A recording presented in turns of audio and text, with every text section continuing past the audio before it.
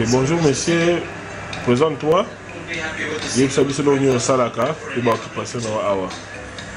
Merci beaucoup. Je m'appelle le général libérateur. Nazali responsable père de famille. Je travaille dans le n'a d'état parce que naya pour côté. Maintenant combattant. Na évolué à la diaspora combattante au Royaume-Uni. Au Babengi d'ici en sigle. Donc nous sommes combattants. Ok, merci. Bon, papa, comment on a dit? Comment on a se présenté? Comment on a combat? Comment on a général libérateur? Comment on a général libérateur. Ce qu'on a appelé comment on a appelé comment on a mboka ezali monsieur Makumba Ndombele. Makumba Ndombele nde watu babengaka e ba camarade mi ba ibinga na kumba Pablo Makumba. Ok, mais c'est Pablo Makumba na robenga obongona na biso alelo. Donc tout à l'heure qui moi interview dans un site moko internet au condamné qui Joseph Kabila à mort. Ngana yeba ma condamnation na besoin qui pouvoir wana wapi pourquoi vous condamné qui à mort. Ah d'accord, merci pour la question. Ezali ngaite mutu na condamné Hippolyte Kanambe à mort, ezali Disuke. Ngana sa porte-parole ya Disuke. Donc Disuke est Chaki et ça est bimisi verdict pour la libération à Congo. Na makambo oyo nyonso Hippolyte Kanambe tellement que yende mutazali pion. Ya batu nyonso oyo basali complot pour ba occuper Congo. Et yende ngazawana na ye moko ba preuve ezali akunda batu vivant na Kisangani. Abomi batu belé na Équateur. Abomi ba militaire belé na nino na Kitona. Na Congo n'en parlons pas. Donc 10 millions de morts à Congolais ont reposé dans le c'est pourquoi il a été condamné à mort. Mais on a eu un cours nini. La justice a ça qui a pouvoir de condamner. Bissomoko est en plein pouvoir parce que Bissomoko va battre. Donc Bissomoko, le mouvement de pression d'ici ou que tout ça qui verdict. Vraiment. Donc en tout cas, on a moi. La carte ya institution va combattre beaucoup mina pouvoir ya condamner bato mort. D'ailleurs il y a même interview dans le baki sur bakambu ya voyage à Kinshasa. Les situations zali ko kendele lo soki que élection l'équipe Kabila aleki ya Chichi aleki. Comment comptez-vous faire pour le Kinshasa wana? Non, on a déjà na Kinshasa d'ici là, Kalaté parce que l'équipe avancée déjà sur le terrain, on a vraiment en communication, on a étude de terrain. Donc toujours par groupe, donc par groupe nous déjà sur le terrain. D'ici là, on a sur place Nagata Congo. Nagata Kinshasa, donc élection c'est vrai, toujours qu'il y a pas élection, mais biso toujours mouvement en anglais élection, biso toujours en anglais libération à Congo. Donc Bamataba kita, il faut pas qu'il. Mais makambo aux orolobela wana ki bozo à disposition. Ngai na yebi bien, to yebi biso sur place to fanda ke bitumba, guerre, et singaka fond. Et singaka fond, et singaka organisation.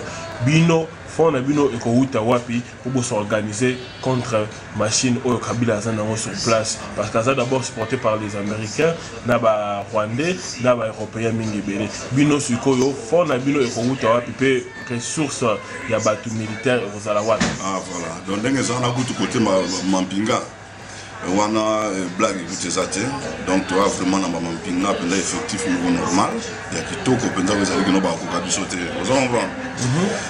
donc tout ça quand même moi temps et belé na lito banda to banda on a 2005 ti lelo donc ça a pris du temps tout ça là ba appel de fonds tout ça auto ba ko joa to beta ba porte to so ka pe na ba ndenge na biso mususu na ba effort personnel pe ozomona to ko quand même ko kanisa ba makoki oyo ko permettre biso to sala musala wana ozomona plaisir na biso ezali parce que lelo oyo congolais nyonso aza ya côté le ma congolais nyonso aza partant.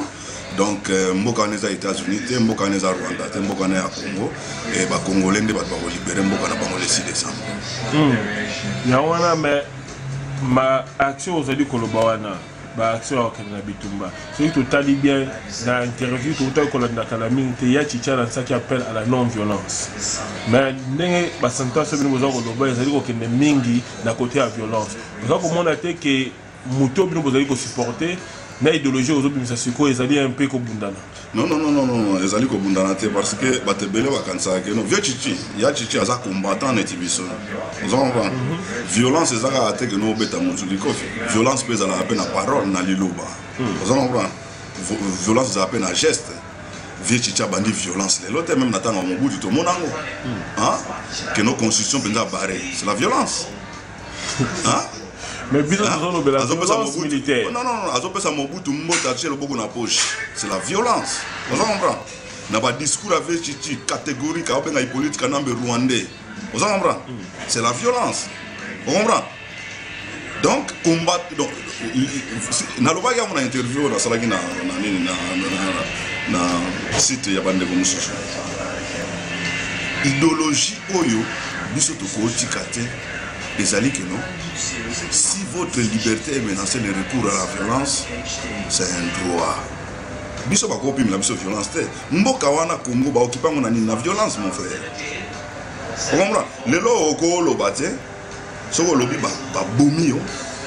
Ba kangi yo, n'est-ce pas? C'est la violence, hein? Vous comprenez? Ce que Moutou a utilisé violence pour mater yo. Yo soko répliquer violence no sali mabe? Non. Vous comprenez? Parce que Moutou a violent beta ko makof, yo senga ka pardon, a remone la yo mbula na mbula.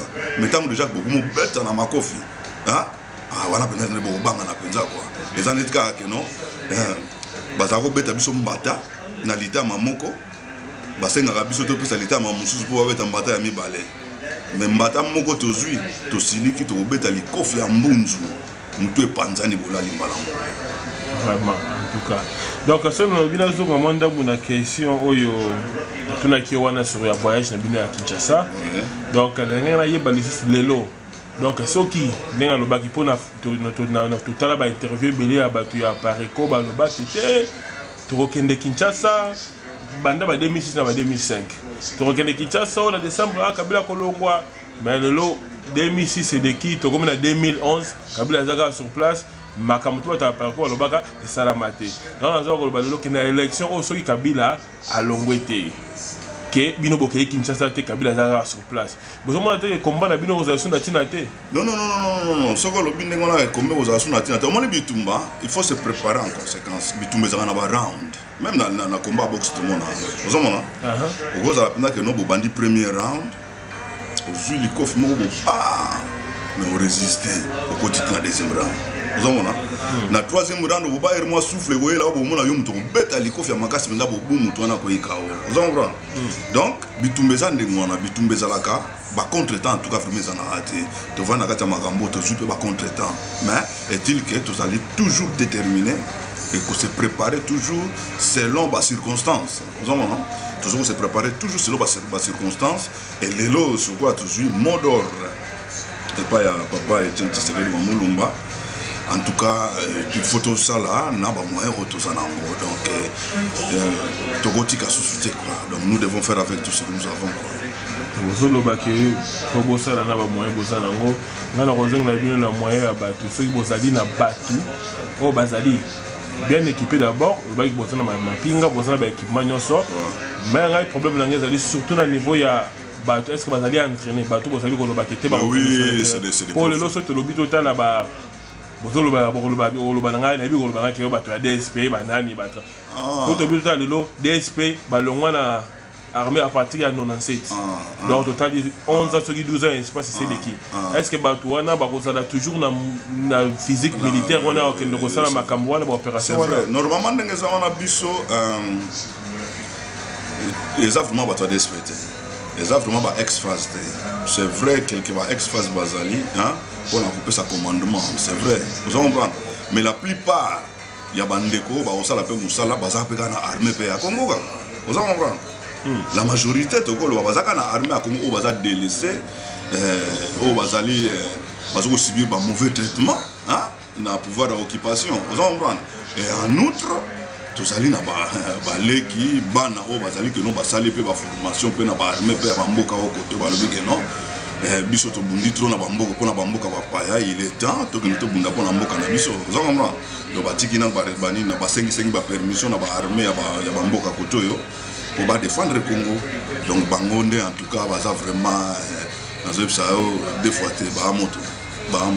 Donc ce tolobi bien donc le 6 décembre Kabila il est condamné à mort partout à kokende soka échappé to Hollanda partout à kokende to kate mutu to kate nzoto na yeba fleuve bambisa fleuve faut balia sikoyo toke na sije mususu no mona ki ya chichi na Washington. Il paraît que ya chichi Kengo na kamere bakutena ki na Washington. Motuna nanga ezali de loa bino bolubaka ke Kengo Wadondo c'était un Rwandais. Ndenge pe na mona ki pe na interview no benga ki kamere Rwandais mais bandi kono mso benga ka Burundais. Donc bolubaka ke bango bazali ba étranger ki lelo komba na bino ezali ya kolongola Congo na occupation. Bon, sikoyo rencontre ya chichi Kengo na kamere na États-Unis kuna de l'autre côté c'est que ba état américain to ba état européen no bina ya chichike ba imposer que l'autre qui il faut travailler na Cameroun en tant que premier ministre Kengo ba repasser ce poste de ministre de l'intérieur bino en tant que ba combattant bolobi bolingi au pouvoir et occupation te bokosala nini. Voilà, dans la démocratie, définition de démocratie c'est tout pouvoir pour le peuple par le peuple.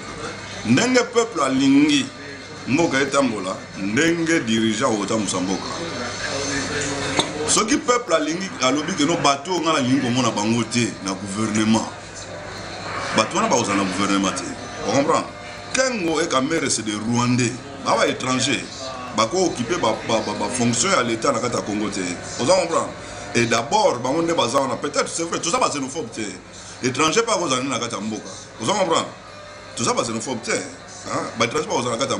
Mais ce gens-là, Kengo na Vital Kamere, va soutenir bande qu'on a bango, ba Rwandais, pour ba mater Congo, ba piller Congo, ba bomba ba Congolais, ba violer ba Congolais. On va rendre Congo mauvais service. On va alors ya mwana ba kokende na batu na bango bande qu'on a bango na Rwanda, on a besoin de bango soutenir.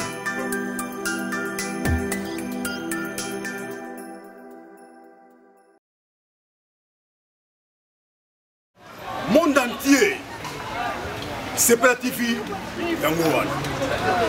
Pour au compte de la site Wana, ils sont facile. www. Donc, paye-moi mon quai. C'est pas la TV.com. Pour moi, le théâtre, la musique, la kata, c'est pas la TV. Alors, au moins, la kata, il y a c'est pas la TV. Nous avons pris un bouquin, 1,15 €. Tel c'est pélatif néo-libre. Et même aussi ta peine, merci. Famille aussi ta peine, merci. C'est pélatif, va limiter charge à piraterie. Le moyen où tu pirater ça, on a piraté le Lukuta. Donc c'est pélatif. Taki Kanga, piraterie si. Des affaires, par le biozambinga, aux arambinga, te Lukuta. Voilà, t'es un mouquet.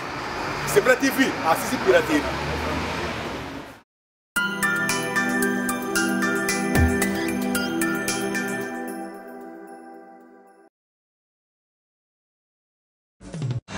Donc, biso toyebi mingi, que ba gouvernement mingi ya Afrique, ils ont formé bien avant en Europe. Pour moi, on a la fin de la table ronde, là, on a décidé que Mutuboende à Rosala. Premier ministre, boya kozala président, boye.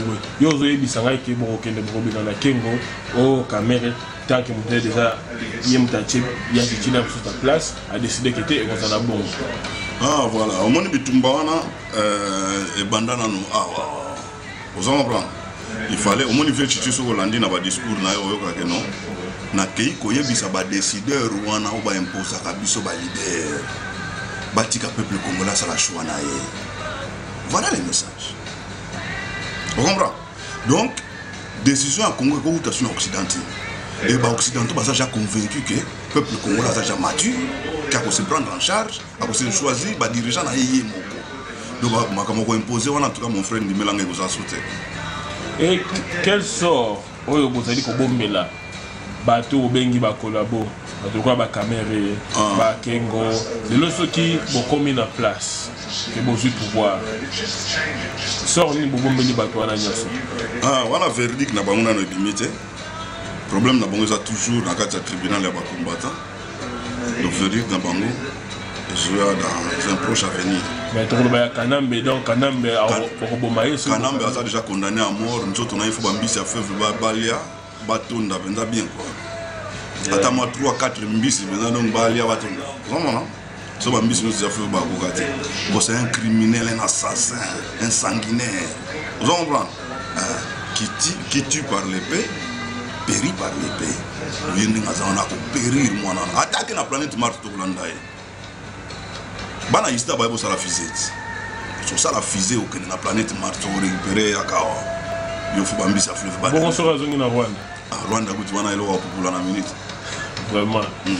Comme bon, si ko tu continue côté ba musicien to mona ki olobela ki mambo ya Werason ndenge a sika kina ba sheke ba kende lisusu ko manifester te.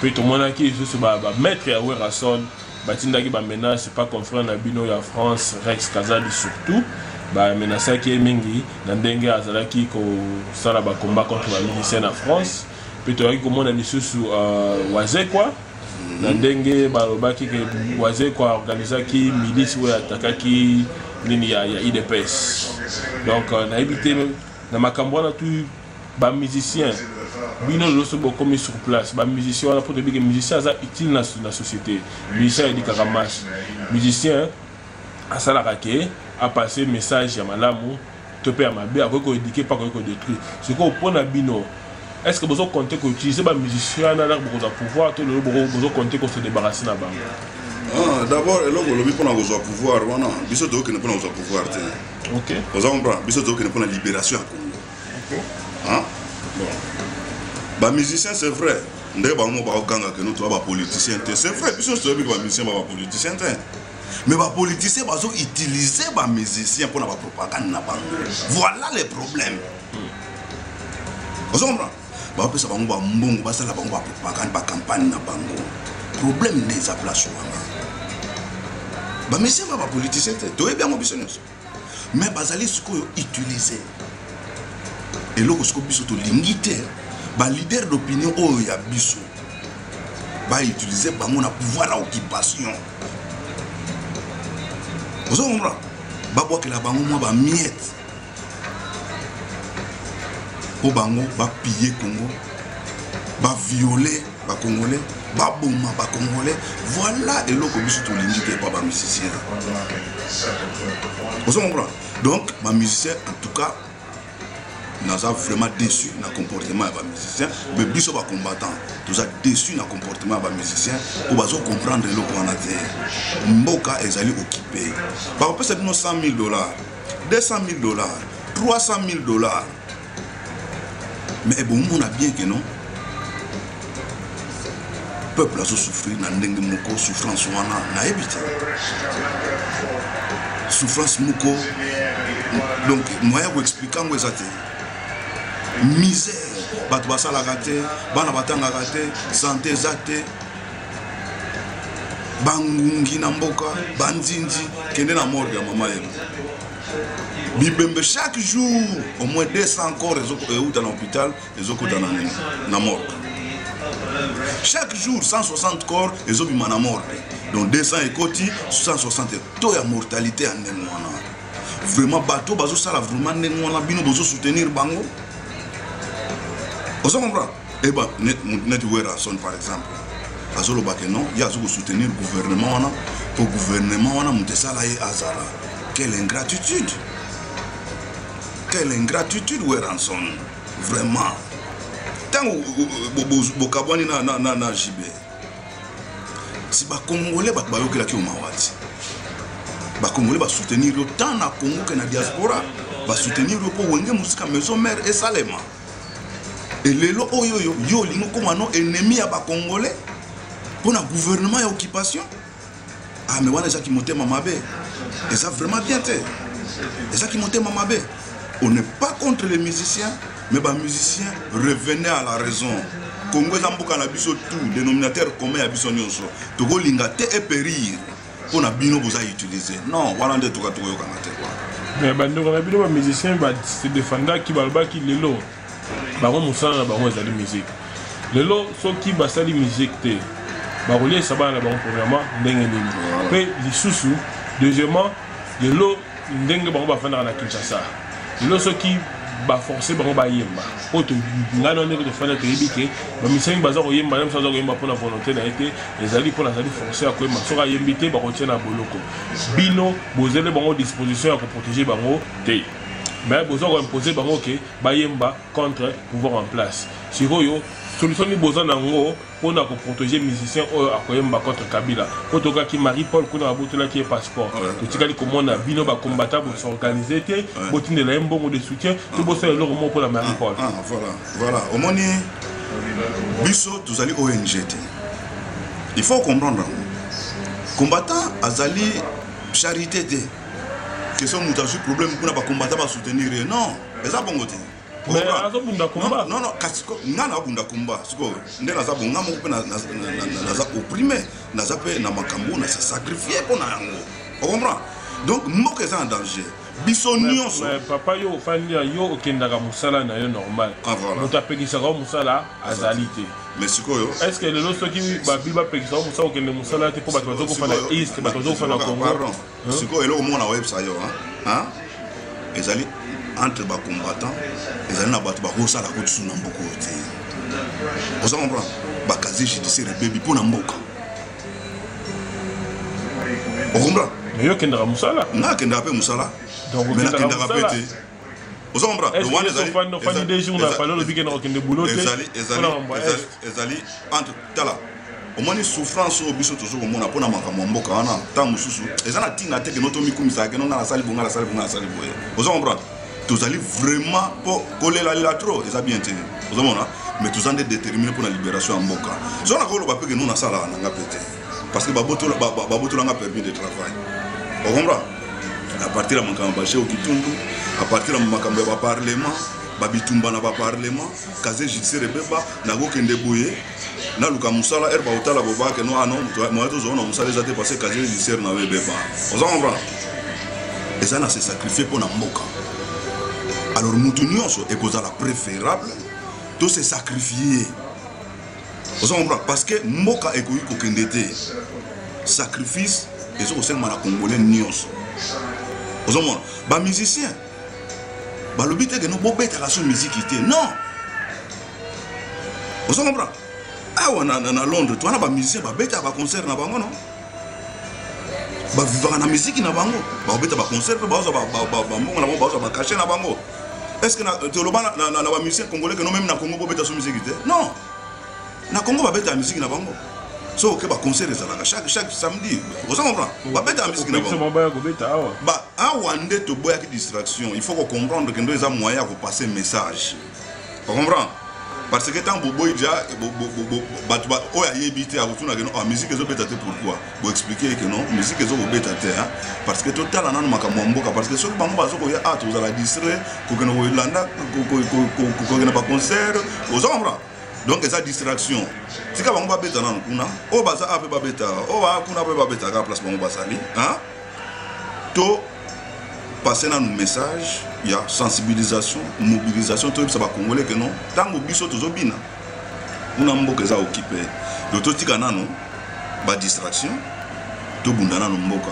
So ki mboka za libéré, makamunyo saison normalement. Et ça problème te mais les autres senga que non, pour mboka za la libérer, en tout cas il faut se sacrifier. Ça c'est semblable. Donc yo aux allez que bisanga yo qui ba musicien ba se sacrifier. Mutunyo so musicien gate. Parce que Batou Baza sacrifié Baza déjà. Vous comprenez? Donc on a quoi intérêt personnel. Batou Baza s'est sacrifié Baza déjà. Quand il y a combat, il y a un réseau de soutien. Donc les honnêtes Babi Balokuna. Nakini, tu es suite na eh. Akenda ki Babi alobaka espèce qui Baba vient na makambo minga zako de kana Congo.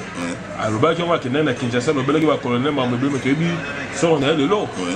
Les combattants, tout le monde est là pour la Babi. Malgré que 2-3 matchs, mais de l'eau suite à Babi, tu es évité. donc mutu alobelaka lisusu babi abosana ye donc lelo soki mutu akose sacrifie na combat il faut quand même kozala na assurance moko ke te réseau moko ezali boye nayebi ke lelo soki problème eyeli ngai nakozala na support bino bobi boza na bato na terrain pourquoi bato boza na bango na terrain basala eloko mpona butu kaka babi balukuna te eloko nini par exemple yo olingi basala mais nayebi te bino boza na bato na terrain lelo aza na boloko te yoka mutu oyo aza sur le terrain azali na mission moko précise oyo yake ili wana okombra et jour oyo jour J oyo akosala mosala na ye akozwa mot d'ordre ke no jour yango oyo osala mosala oyo keli wana oke kuna te en tout cas je m'excuse ake kuna mpona protection ya bato te ake kuna mpona libération ya Congo oza comprendre parce que bato ya droit de l'homme baza na Congo bato ya parti politique ya opposition bana na Congo babi ndenge aza wana azali protégé epai ya bacombattant ya UDPS bacombattant ya opposition oza comprendre est-ce que bino bato ya disi wiki bobengaka mpe Kinshasa lelo boyeba kandi ya babi ndenge ezali bon normalement ndenge eza wana kobenga wana soki nalobi ke tobengaka ye babi tobengaka ye te parce que toza na bacoordonné na ye te mais toza na baantenne na biso oyo ezali epesa biso bainformation même banda pembe na ye kanambe bainstitution nyonso ya Congo bato nyonso oyo baza vulnérable na opposition na Congo tozwaka bainformation na bango etu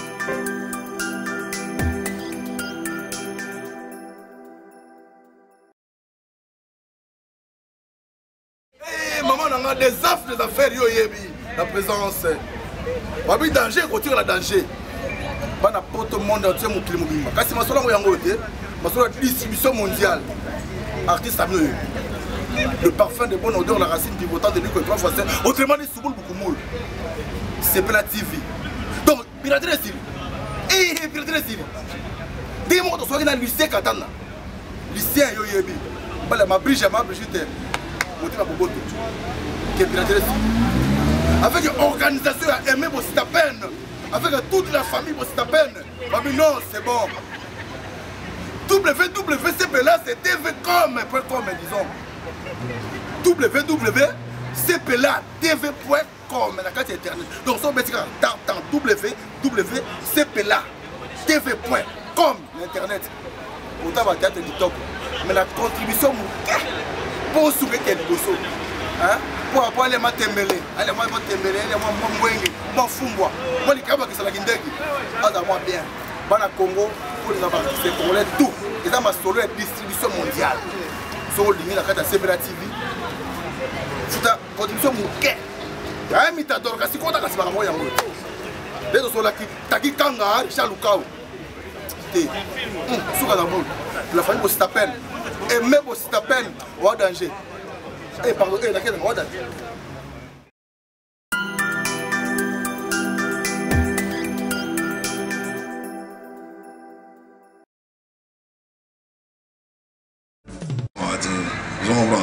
donc Makambutu côté on les allie très bien mais les alliés que non vigilance il faut ça parce que Monguna a vraiment tellement monté mamabé il faut vraiment vigilance ça la casse vraiment toujours continuer na interview na biso peut-être utaki komona awa ndenge olobaki tosololaki avant yebisaki nga makambo ya tosololaki ka ya fere na ka ya bamusicien kaka makambo te ezali koleka na kati ya bamini tomonaki bamusicien bazali koyembela kabila misusu bazali kosala mambo politique totikali jamais komona musicien lokola fere gola ayemba mais question nange ezali mpona nini fere aza affecté na badécision na bino mpo ye azali koyembela ni gouvernement en place to azali kosala mambo ya mabe omoni vague ntango ezokoya elokotaka eloko nyonso ekutaka na nzela ocomprendre donc nalingi akende badetail te ntango balobi ke non musique en général ebeta te pour un temps soki makambo to wana yango esili makambo nyonso ezongi normalement eya problème te mais mutu oyo aza impliqué davantage na kati ya occupation ayende peut-être un jour aozwa mbano na ye quoi soki oza no impliqué te c'est bon sikoyo récemment tomonaki na site internet même na Congo Mikili format qui biso que bandeko na bino en France Rex na Roger na ba combattant misusu na bosengi ba combo bazalaki ya bokangami pona ba action basalaki na France ngo yo bino na ebite na disi que moi news one esalaki bino ndenge ni bon normalement ndenge za wana esalaki biso pasi mais na ebina ngo ezana ngo nul non avenue quoi bana ba on preuve mo te bakanga bango pona ba terroriste te ça comprend ba bunda pona mboka na bango donc elo mo sala mezate donc courage kaka makambo na biso peto kutana nango awa eleka nango epo ekoleka nango. Bon, le après ce qui gouvernement anglais pour quoi attaquer les combattants pour la France qui police antiterrorisme dès qu'il est pour Congo. Donc c'est la police antiterrorisme et comme appelle na Canabino. Pour ça là.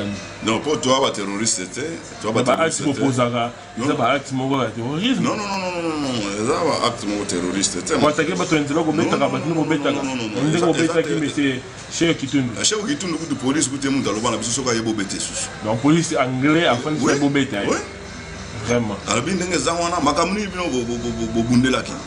O makama politique mais dans la politique la bagarre est permise. Hein?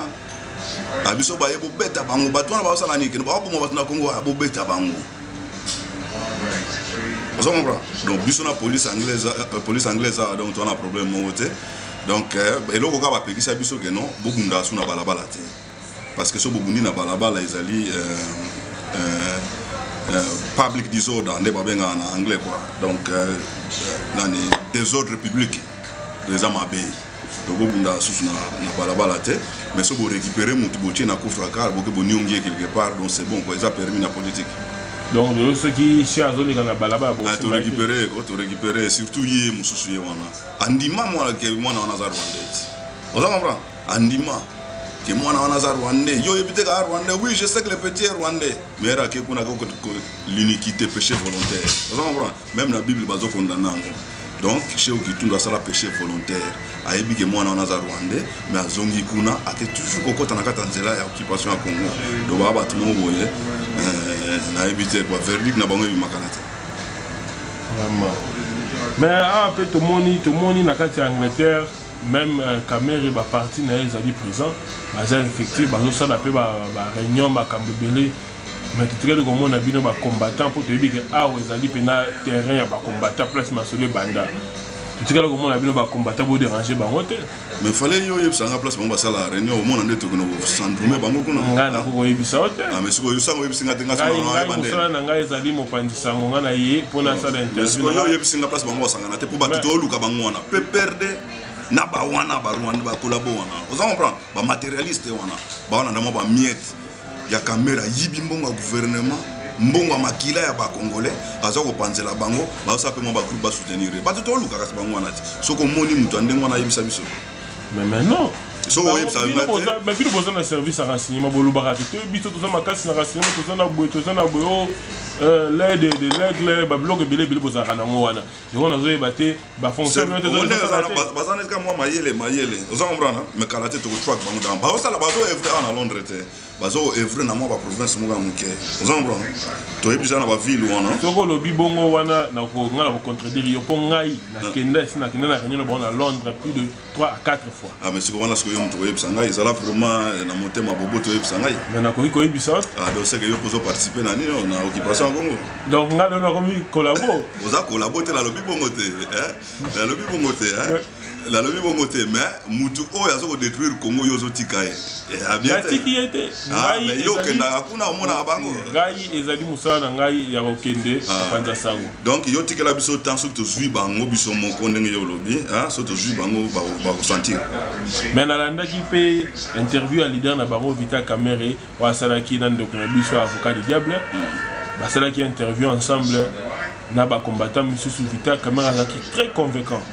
donc batu mingi balanda ko babaki azaki plus convaincant que ba combattant c'est quoi yo plus convaincant na sujet nini na sujet d'abord ba taraki mamba nationalité na ya se défendre kitoko mais la politique ya Congo après ça qui va place non ko se défendre kitoko ndenge nini na authenticité mutu nyoso azaki na kombo na ya mboka ye Vital Kamerhe azalaki nani na régime Mobutu pour garder combat Vital Kamerhe hein ko se défendre ya nini ko se défendre kitoko na diplôme na ye azwango na régime à Mobutu kombo Vital Kamerhe. Il n'y avait pas un Zaïrois na tango wana kwa kombo ya azala kombo non authentique.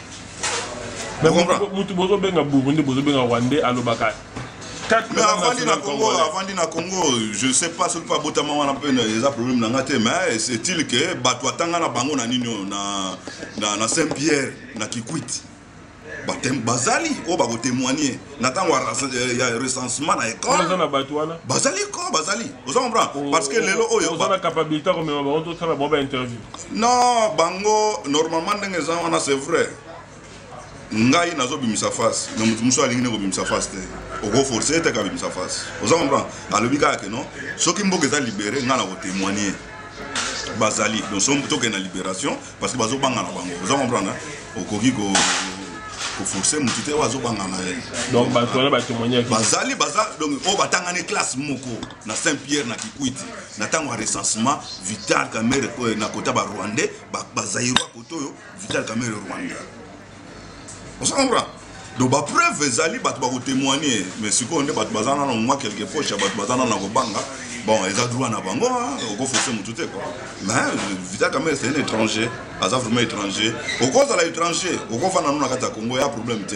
mais jamais pensa que no yo étranger bande ko na yo ba uti na Rwanda ba yiko ba congolais yo pesi ba oche ba maboko wa vraiment très vous en voyez c'est bon tout le monde ba mouvement ya ba combattant et juif en plein makasi tout na ba Afrique du Sud tout le monde ba to ba bishop o ba zo sala bika mo binene to kena ba Canada ezali na ba mboka belé ba combattant ba komi bo communiquer ndenge nini pe bo s'organiser ndenge nini pona combat ekene na direction moko bon comment idéologie za moko on et là ko biso sto bundela nini libération du Congo instauration et état de droit aux Congolais n'y sont conscients ayebi ke mboka etambola malamu te mboka eza occupé a côté ma place nous o yazali ezate que non lo bala mutu ke no bino batu botele ma bino batu eza conscience ya mutu na mutu net biso net ozaboye côté le moto tele mais na mutu atinda biso to tele mate conscience na biso montre bi que non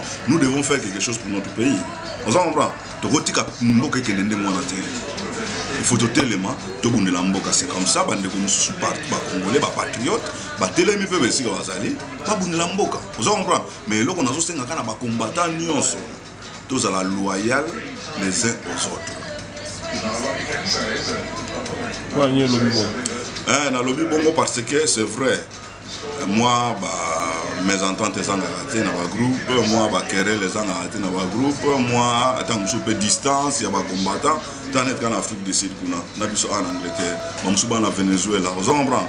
Donc, Basali, quoi, Basali, on comprend.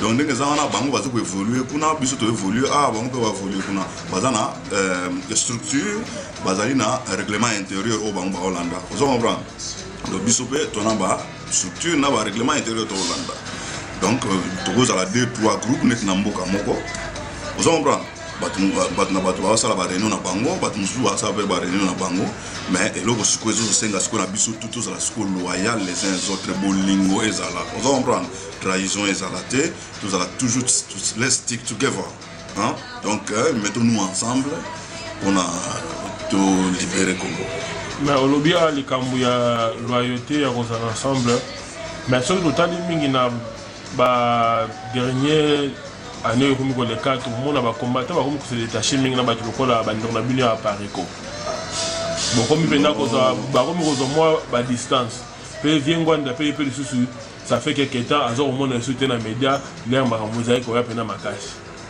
bon normalement n'ako que vraiment na ba détail était pour na makambo apareko parce que naza mutu o naza na kati ya apareko te na ibine bazo ko évoluer te mais il que na ibi que no ba oyo bazali nous sommes toujours ensemble genre apareko eza awa nous sommes toujours ensemble to kutanaka to sololaka donc mais en tout cas na kati ya ben na bango donc on a vraiment tout na éviter mais na éviter non apparaît que zo bunda pour la libération mboka zo bunda pour la libération mboka donc ba idéologie na bango ya kalawane zo ko échanger to zo affecter combat ndenge zo gendete non idéologie ya kalande zo bana na comprendre vraiment sans zo le blater quoi donc ba idéologie ya kalande ndenge pour bien de biga apparaît que za parti za vraiment promo boutiste Apare quoi ça même Mobutu ça kufa non? Mais ça pro Mobutiste. Mobutiste na ndé. Ngwanda c'est Azaki Mobutiste mora makasi. Dans numéro 2. Mobutu. Mais c'est vrai Ngwanda ça la Mobutiste, c'est vrai. Hein mais Ngwanda a reconnaître ba erreur na ya sala na tanga Mobutisme. Vous avez ba erreur wana on te sali siko que non. Le Congo ça l'a occupé les lots. Vous comprenez? Bazavonyo ko la biso. Natanga Mobutu, Tobago Lobate, vous comprenez?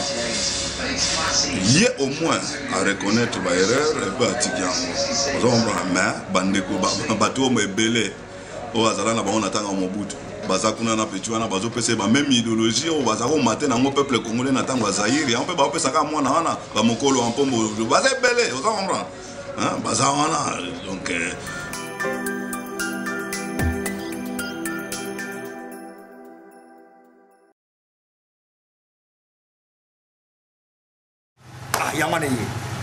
C'est la TV et la télévision et ma congolais baza ko lutter contre la piraterie. Oya ekitikin a salimbo on a yé a multiplier non mais au piraterie a ça ko gagner plus. Il y a on a CPL TV a sali pour que cette fois-ci baza na reconnaissance envers les artistes et comédiens congolais. Bana mag c'est le moment. C'est le moment.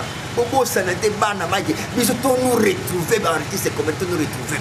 Piraterie ils ont battre record dans le monde.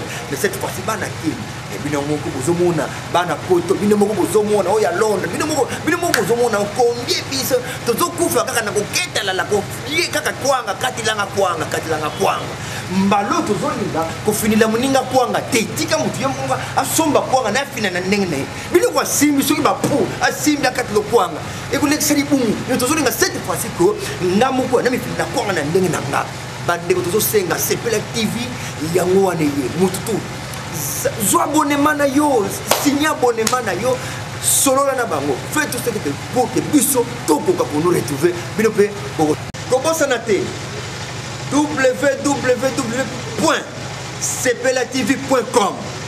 Téléphone pesali au solo là. Il y a une question tuna. Vous avez besoin de téléphone et artiste comédien moko au besoin na yo. Vous avez besoin d'adresse na ye au besoin.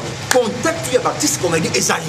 Alors, on me dit que ni na yo, on me dit que ni masasi ni na yo. Kuna kaka bosiko le belanga mabeza wa. Sia bongo boya kufunda.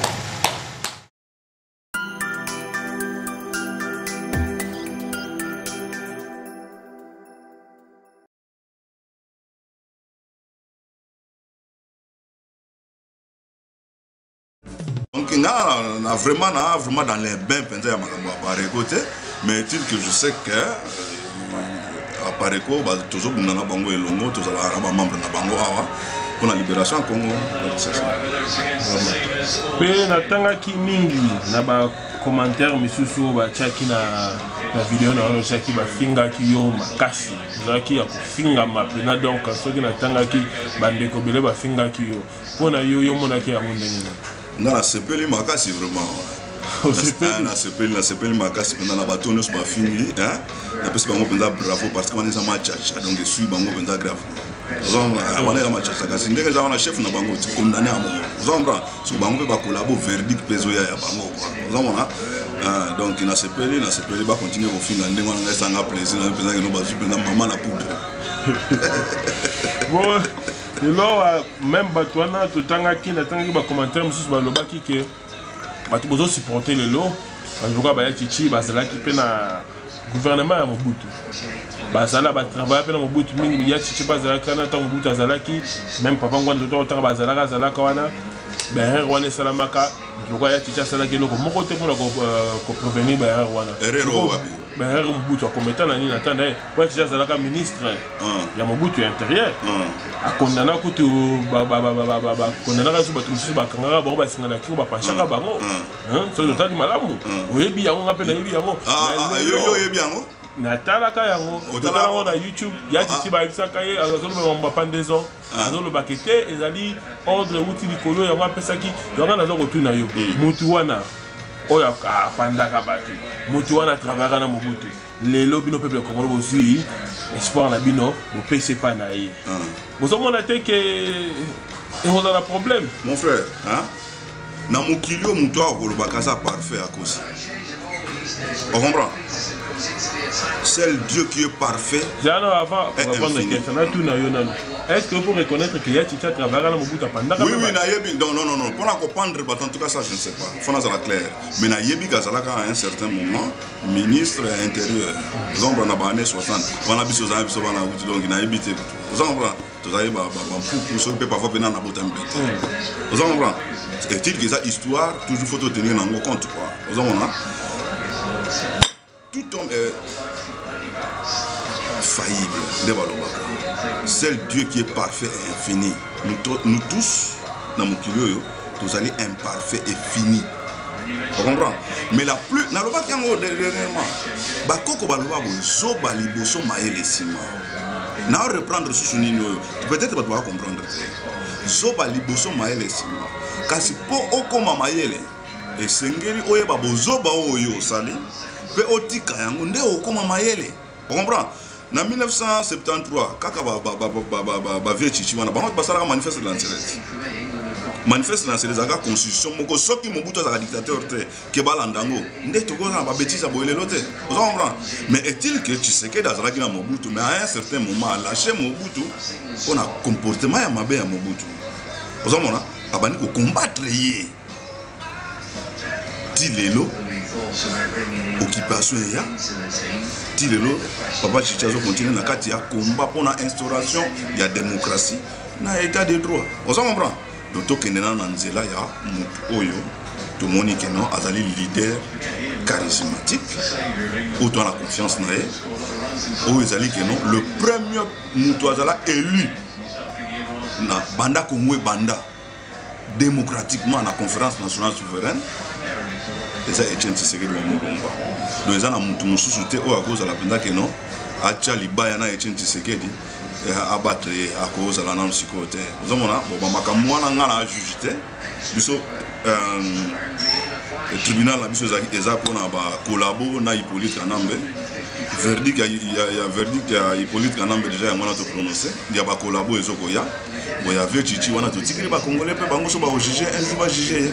Donc, il y a une cour pénale. Ah, il y a une cour pénale, donc il y a Rwandais, occupant, il y a un collabo. Biso Monko Sikoyo. Vraiment. Sikoyo, mon plan, ce qu'ils allaient surtout ligne sur la jeunesse. Tous allés en Angleterre, on a vu dans le UK, donc, les jeunes de Belén, sur le Rana, on a dit que Mingi, pour faire la concentration dans le combat, la binote pour la méthode que utiliser. La méthode sur la méthode de violence, la méthode de mon jeune, aya atanga politique, atanga le niveau universitaire à Silici, mais papa moko awutaki kin, atangi même pas, à côté d'un mouvement. J'ai un zone rappel, c'est moi idée, papa s'est dit qu'il y a une colonne, il faut que la gars, et Keba, yoza moi, il faut que yoga yoga. Donc ça là qui va jeune et belé, bamona kumba, c'est là qu'on a bamoté. Zomona, dans la langue, yo pour la bino, méthode ni pour le bossada, tout le ni message dans un angle, oh yo kofi pour le balabajène, pour la remettre quoi attirer, bon on a combat mingi. Pour mingi, bazana pour ça, bah y a beaucoup changé. Mais on a moyen de s'attacher à la bino égalité. En tout cas, merci pour la question. Pour la yango na oloba boye. Omoni so total penda bien. Souffrance au Congolais za nango lelo. Est basé sur les mensonges. On comprend? Omoni okei na université au la politique. Na politique ozo que nous kotanga kuna bazo kopesa yo comportement moko oyo koza na na monde politique. Vous comprenez? Ba lo bano zala tolérant, zala non violent. Vous comprenez? Mais mutu oyo azo kopesa o mate ya wana ye moko ata violent. Biso to vande en Angleterre. Vous comprenez? Tu vas en Angleterre, mais tu as la peine que nous avons guerre où ils ont terrassé mon kilo anglais en Akati. Mais vous voyez, on a calme démocratie vanda. Mais quelque part, violence, parce qu'ils utilisent violence. Mais ils utilisent violence pour avoir intérêt dans bango. Mais ils n'ont pas yo. Ils n'ont pas yo, qu'ils utilisent violence parce que la politique, violence, c'est ça ma bête. mais il y a utilisé violence. Donc tout est basé sur les mensonges. Vous comprenez? Les jeunes gens, ils vont comprendre, c'est vrai. Bango Bazali, avenir, il y a Congo, avenir, il y a Mokilo. Mais pour comprendre vraiment que non, na cas où il y a Congo, en tout cas, tous on a oublié qu'il n'a pas pu tout chana nous pembeni. Vous comprenez? Ce qui te bundi dans le bitumba, parce que bitumba bunda on a sokotonano. Soit na biki na papier cha pembeni. Ya ngota musubo mo la penza que non, parce que bino ta musubo souffrir dans le militaire, biso to lia ba bike di na kati ya Congo. Vous comprenez? Et tilelo oyoyo, tozo mo na kaka que non, même ali robiso to viva nango, bande ko musuba vivre nango na kati ya mboka. Alors que les jeunes mingi baza on a porté à vivre bilo qu'on a fait. Yango moni que non tant aux yeux na makamuna ni que non dans la politique il faut comme ça, moni que non yango tant ces autres personnes qui moins incompréhension na ba vie. Vous comprenez? Mais en tout cas to libérer dans le Congo, bon sco boyana ba bilo ko nyonso wana quoi. Boyana bilo ko nyonso to tam samboka. C'est un peu ça vous a un peu tolérant. Message na siko ya suka les amis papa. Ah bon, message ici la ratin, ndenge za vous continuer à koloba mais tili que non pour na mukolo lelo na olobaka na ba congolais nyonso, hein. Soko za kolabo yebaka ete mbano na yo ezali. Ba congolais nyonso tout élément to kipe batute to bundela mboka na biso tous dans la loyauté, tous à la unie pour moko. Tout qui est liboso, en tout cas rendez-vous dans Kata Kinshasa, nous tout la mutu. Tout qui est en train de venir à Barwandé, message n'a pas super. Ok, merci beaucoup général. Merci. Bonjour.